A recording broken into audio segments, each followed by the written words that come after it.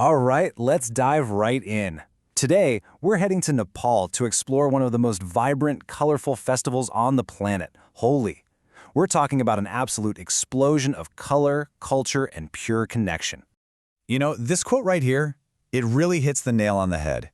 Holi is not just color, it's a feeling. That's exactly what we're going to unpack, because it's so much more than just throwing powder around. It's this powerful emotion, this immersive experience that just takes over the whole country. So, first things first, let's talk about the experience itself. To really get that feeling we just mentioned, you've got to imagine what it's like to be there, what you see, what you hear, what you feel.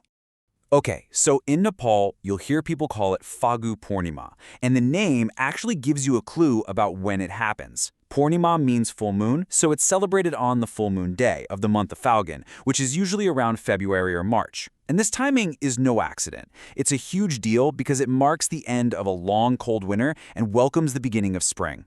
And when that day finally comes, wow, the streets just explode with pure joy. I mean, you've got people smearing this colored powder called abir all over each other's faces. You got the classic surprise attack from a Lola, that's a water balloon, and water guns everywhere. And the soundtrack to all this? Music just blasting from speakers, people breaking into dance right there in the street.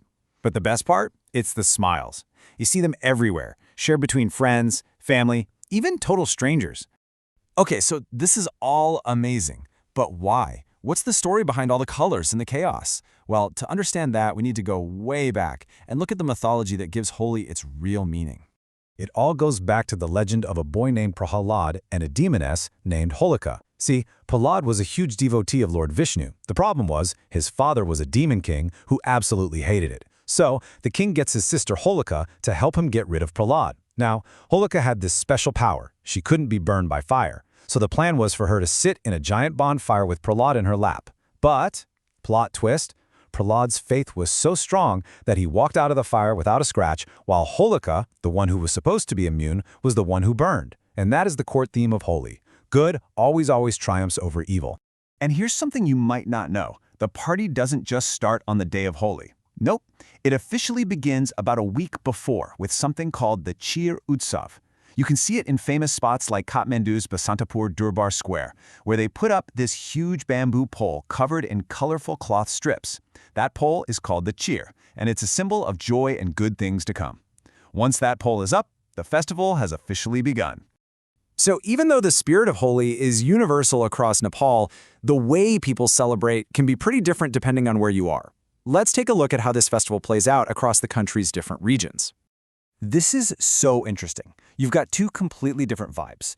Up in the hilly areas like Kathmandu and Pokhara, they celebrate a day early. It's very modern, very youth-driven, tons of music, super welcoming if you're a tourist. But then, the very next day, you head down to the Terai Plains, and it's a totally different world. It's much more traditional, deeply cultural, with folk songs and smaller gatherings in the villages. It's the same festival, but it's like it has two different, equally beautiful personalities. And we have to talk about the food, right? Of course.